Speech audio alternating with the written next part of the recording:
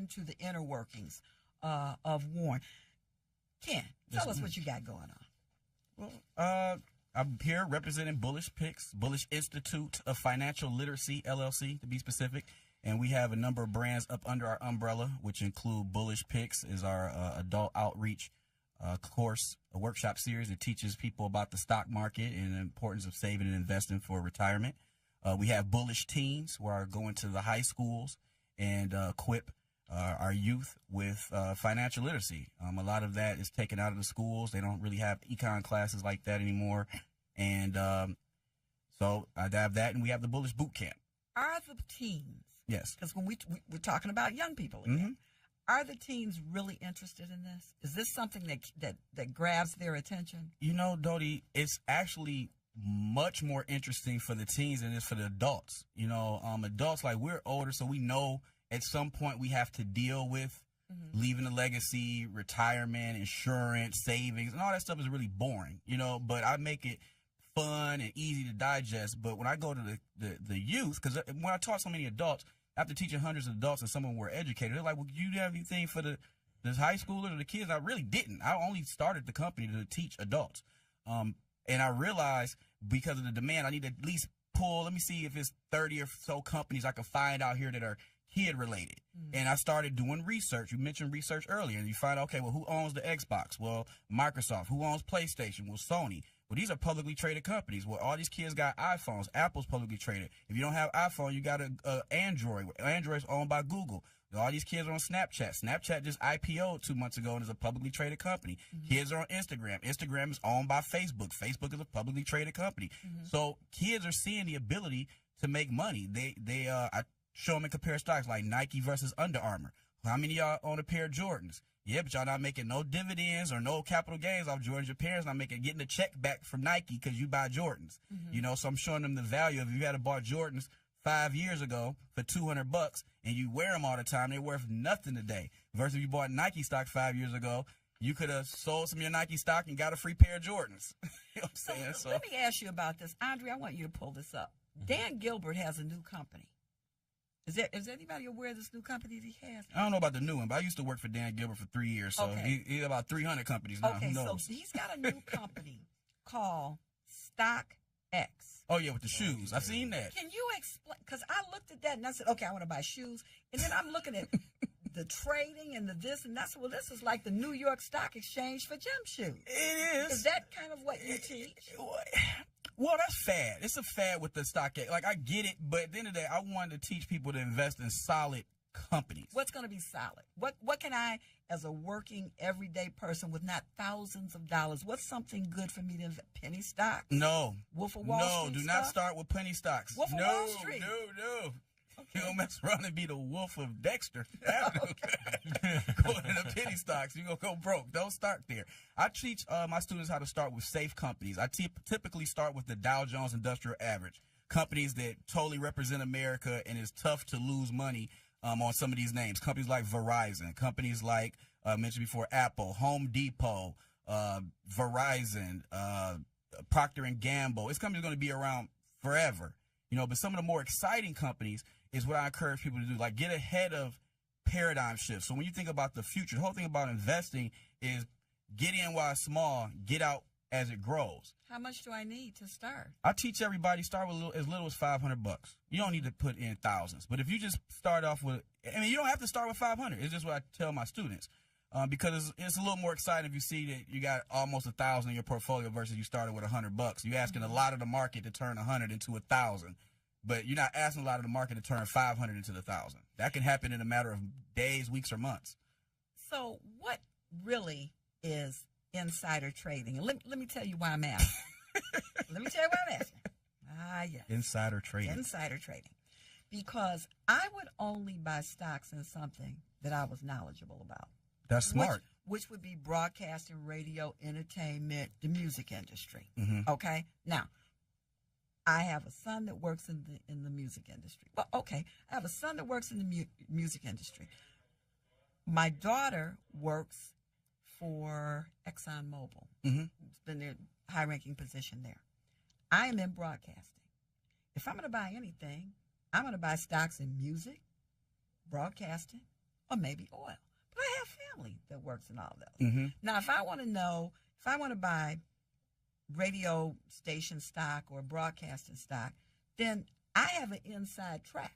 Yeah. And I hear all kinds of things. So let's just say I put up $500, and then it goes up, right? Because, you know, as the stock goes, and it goes up to maybe 10,000, and then I hear, one of these companies like iHeart owes $25 billion, and they're going under, and I take my money out because I've had a conversation with somebody that works for them. Is that insider trading? No, it isn't. Actually, that's just smart trading. It's called insider. That's insider information is what you got. So but I'm black, so that could be insider trading.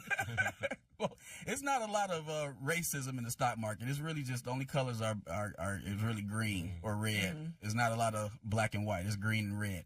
And with that being said, insider information is something I always encourage. So one of my fraternity brothers has worked at Ford for like 12 years, and he was telling me how like the F-150 is the leading selling vehicle on the planet Earth, and they're going to be switching all of the materials that are going to them to aluminum.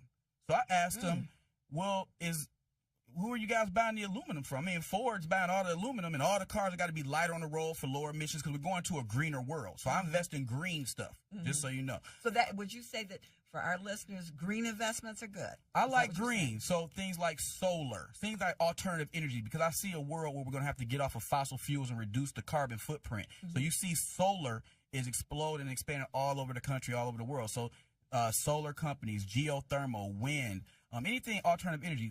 The car company Tesla. Tesla's growing out of control because you got a car that you never have to go to the gas station. Like at some point. But if you run out, you are in trouble. they building out the supercharger network. You cannot run an extension cord out of your car and plug in to the lights on the highway. It ain't happening, sir. It's not gonna happen. You better have a backup battery in the trunk or something. I don't know. They're gonna have to.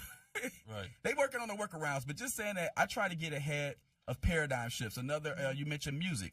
So some good plays of music. Pandora's out there. That's very competitive with Sirius Satellite Radio. It used to be Sirius and XM back in the day, but Sirius bought out XM, and now they're the only real play on the satellite. You know what I mean? They got all the celebrities got their own shows, and all the sports entities got their own channels where they get behind the scenes. So people like content that is real and different. So even like shows like this, when you bring in talk radio, because it's fresh, it's people don't want to just keep hearing the same song every day. And that was, you mentioned earlier on the other topic with our youth, they're just getting brainwashed with the same junk every day. You know, and so what we got to do is offer something different. And I just see a world where it's different stuff going on. So the best advice would be to think about the future. Yes. And that's where the advice is to invest in the future. Yes, totally. Real think estate's good as well because the world isn't producing any more land, right? You know what I'm saying? Well, so real estate is going up. So one thing I invest in is called real estate investment trusts. Those are a type of stock, but these are the companies that publicly trade. They own all the shopping centers and apartment buildings and all those big complexes and strip malls. And what they have to do is they have to give 90% of their earnings back to the shareholders every year. 90% has to go back to us, whereas every company doesn't have to give a dividend. Tesla doesn't have a dividend, but their stock is over $200 a share. Ford has a dividend; their stock is $13. But you know what else happens with Tesla? Bishop P.A. Brooks, he was one of the first people that I knew that purchased a Tesla. He gets a $4,000 a year tax rebate. Yes. For owning a Tesla. Because it's alternative energy. Because it's alternative energy. And I learned that from doing solar, because I've done solar for a number of years. And the government pays a 30% tax credit for anybody, any homeowner that goes with any alternative energy source, whether it's wind, geothermal, or solar. You get a 30% dollar-on-dollar tax credit on your 1040s that year. Wow. Other states add on top of it. You know, some states give a state incentive on top of it. Unfortunately, in Michigan, we don't have a state, incentive on top of it. Well, I think this is a good thing you're doing to educate our young people about the financial literacy, and stock trading and whatnot. So, when are your your Seminar. events, When and classes. where? When we seminars do and workshops. classes? Well, every second Saturday, we're at the Northwest Activity Center. Every second Saturday, right there on the corner of Meyer and Curtis. So I'll be there at 10:30 to 12:30 this Saturday. We'll be there at the Northwest Activity Center, and we're there every second Saturday. And we're going into the high schools now more. We're reaching out. We've done stuff with the Inkster Public Library, Pontiac Public Library, working with the Genesee Public Library. And I just got back from Dallas 2 weeks ago. We'll be in Atlanta next weekend teaching a workshop. So my whole mission is to go across the country into urban areas and teach financial literacy, and it came from a passion just with the fact that a third of the country has a basic reading and writing literacy rate below a 5th grade level. 30%. Now, is there a charge to come to your workshops? Yes. And how much is it? The workshop is $20, but I got online. You can get the tickets for $15 if you go to bullishpicks.com, so you can save 25% off.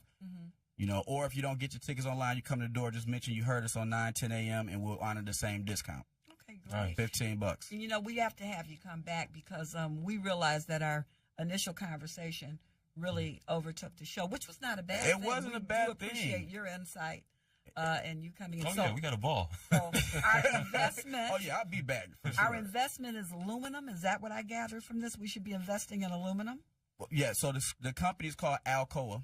They're the leading producer. AA is their ticker symbol in New York Stock Exchange. So they're producing all the aluminum for the vehicles and on the jet planes, the Boeing and all that stuff. They're making everything lighter and going aluminum based. So that is one play. But also look into lithium and uranium. Lithium and uranium are the chemicals that are going into making all those batteries. Lithium batteries. Yes. Because that was the issue, the big issue with solar as well as with the electric cars like Tesla, the battery backup.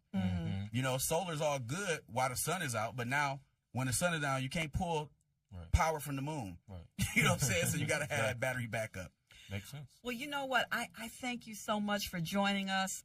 Remember, it's bullishpicks.com? Yep, Bullish Picks. Bullishpicks.com. Bullish Picks, Bullish Teams, Bullish Book Camp. Second Saturday of every month? The second Saturday of every month. We're at the Northwest Activity Center. Wonderful. We're going to have you come back. We got to. In closing, I just want to say it has been my extreme pleasure as the station manager to sit in for Cliff this evening. We always have to thank the individual who's made this talk station, Detroit's only urban talk station 24/7, Mr. Kevin Adele, who's our CEO. We do so much appreciate you, sir, and we give you our best. We really, really do. To the families of the African-American female police officer and the young lady, first name Gabby, 19 years old, honor student, our thoughts are with you. Stay strong. We try to get the message out and let people know. Gabby, your situation from January is not forgotten, will not be forgotten, and the spotlight has definitely been shined on it now that an actual police officer is having some problems in Warren. We thank you so much for listening. Up next, the one and only Charlene Mitchell telling you to mind your business. That's what she does. We thank you so much. You're listening to 910 AM Superstation. It's Detroit's only urban talk station, 24/7. See you on the other side.